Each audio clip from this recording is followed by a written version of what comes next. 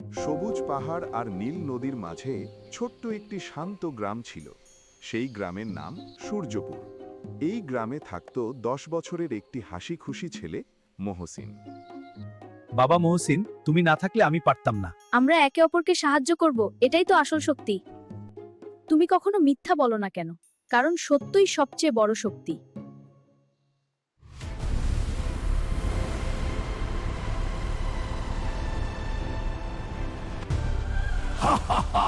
আজ থেকে এই গ্রাম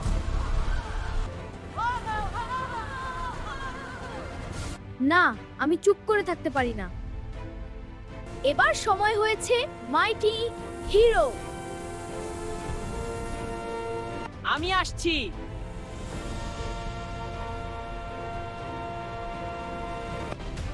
তুমি কে? আমি সেই শক্তি যা সত্য থেকে আসে। অন্ধকারের শক্তি দেখো। সত্যের আলো কখনো হার মানে না। না, এটা অসম্ভব।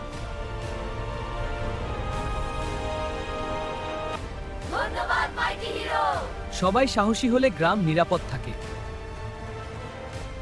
হিরো সবসময় মানুষের মাঝেই থাকে। ইস, যদি মাইটি হিরোকে দেখতে পেতাম। হিরো হতে বিশেষ পোশাক লাগে না। বন্ধুরা, মনে রাখবে, সব শক্তিশালী। অন্যকে সাহায্য করলে তোমাদের সাহায্যেই পৃথিবী সুন্দর হয়। কেউ জানে না সেই মাইটি হিরো আসলে 10 বছরের ছোট্ট ছেলে মহসিন।